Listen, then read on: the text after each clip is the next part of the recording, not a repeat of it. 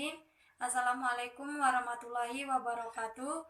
Kami dari kelompok 9 ingin menjelaskan tentang hak asasi manusia di dunia. Dengan saya sendiri sebagai pemateri pertama bernama Iin Anjaningsi dan pemateri kedua nanti bernama Sri Wahyuningsi. Yang kedua, Revolusi Amerika. Revolusi Amerika pada tahun 1776 merupakan peperangan rakyat Amerika melawan penjajah Inggris. Hasil revolusi ini adalah kemerdekaan Amerika pada tahun 1776 dari Inggris. Pada tahun yang sama, Amerika membuat sejarah dengan menegakkan hak asasi manusia, yaitu memasukkannya aturan HAM ke dalam perundangan negara. Yang ketiga, Revolusi Prancis. Revolusi Prancis lebih populer daripada Revolusi Amerika. Jika Amerika memerangi penjajah Inggris untuk mendapatkan sebuah kemerdekaan supaya bisa berdiri sendiri dan memiliki hak. Beda halnya dengan Revolusi Prancis yang dilakukan rakyat memerangi rajanya sendiri, yaitu Raja Louis. Rakyat Prancis melakukan hal tersebut dengan alasan bahwa sang raja bertindak sewenang-wenang terhadap rakyat dan memiliki sifat absolut. Revolusi Prancis setidaknya menghasilkan aturan tentang hak, yaitu hak atas kebebasan, hak atas kesamaan, dan hak atas persaudaraan. Pun pengertian hak asasi manusia itu sendiri adalah hak dasar manusia yang dimiliki semenjak manusia tersebut dilahirkan. Hak asasi manusia dimiliki oleh manusia karena ia adalah manusia. Hak tersebut tidak diberi oleh masyarakat atau negara, tetapi diberikan oleh Tuhan. Maka hak asasi manusia tidak tergantung dari pengakuan manusia lain, masyarakat lain, atau negara lain. Sejarah perkembangan hak asasi manusia di dunia barat ditandai dengan 3 hal penting. Yang pertama, Magna Carta Liberium. Sejarah telah mencatat bahwa Inggris memberikan jaminan pada para bangsawan serta keturunannya yang tidak memenjarakan mereka sebelum melalui proses pengadilan. Jaminan tersebut diberikan bukan tanpa alasan, tapi dikarenakan para bangsawan telah berjasa dalam membiayai kerajaan. Sebagai bentuk balas budi, pihak kerajaan memberikan jaminan yang dinamakan Magna Carta Liberium. Jaminan atau perjanjian tersebut dibuat pada masa Raja John tahun 1215 Masehi. Pada masa itu bangsawan meminta jaminan sebab kebanyakan raja zaman dahulu bertindak sesuka hati, membuat hukum sendiri, sedangkan raja kebal terhadap hukum.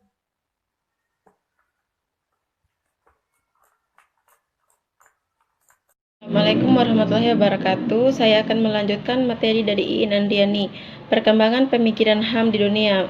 Makna Carta pada umumnya para pakar di Eropa mendapatkan bahwa lahirnya HAM di kawasan Eropa dimulai dengan latihan makna citra yang antara lain memuat pandangan bahwa raja yang tadinya memiliki kekuasaan absolut, raja yang menciptakan hukum tetapi ia sendiri tidak terkait dengan hukuman yang dibuatnya. B. De America Declaration. Perkembangan HAM selanjutnya ditandai dengan munculnya di Amerika Declaration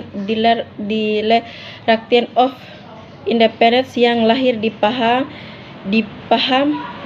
Resk dan Metaquest. Melatih dipertegas bahwa manusia adalah merdeka sejak di dalam perut ibunya. Declaration selanjutnya pada tahun 1789 terlahir di France lagi sebagai dimuat dari The Rule of Law yang diantara lain berbunyi tidak boleh ada penangkapan tanpa alasan yang sah. D.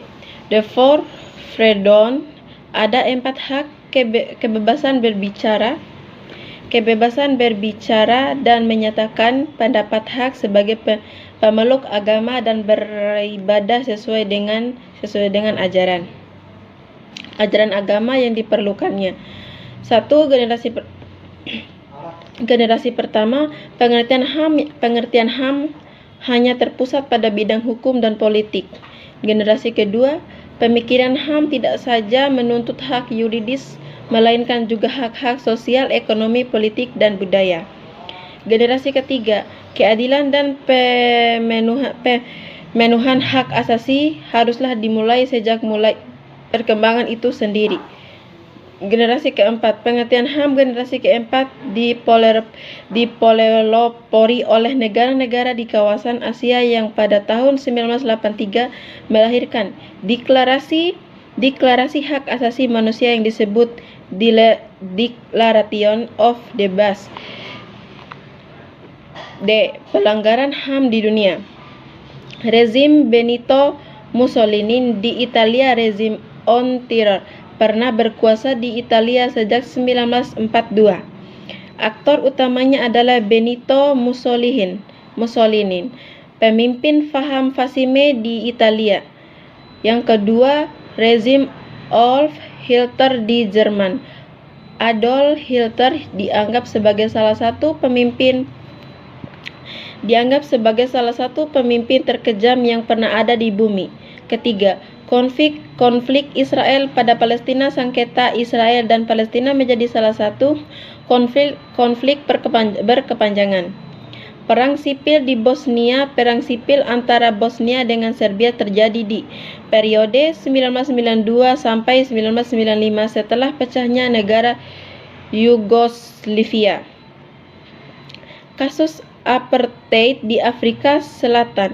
Kasus HAM khusus apartheid, perbedaan ras dan warna kulit. Kekerasan etnis Rohingya Myanmar. Situs Myanmar Times pada Maret 2018 mempublikasikan pernyataan Dewan HAM PBB yang menyebut adanya pelanggaran pernah berkuasa di Italia sejak 1942.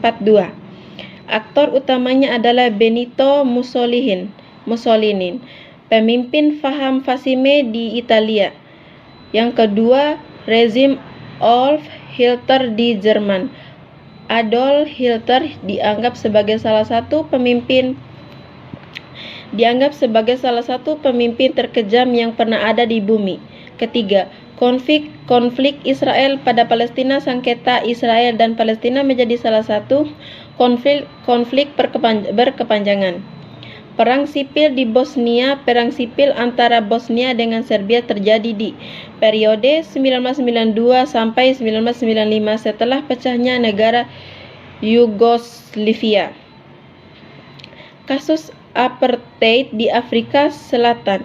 Kasus HAM khusus apartheid, perbedaan ras dan warna kulit. Kekerasan etnis Rohingya Myanmar. Situs Myanmar Times pada Maret 2018 mempublikasikan pernyataan Dewan HAM PBB yang menyebut adanya pelanggaran HAM yang dilakukan oleh aparat keamanan.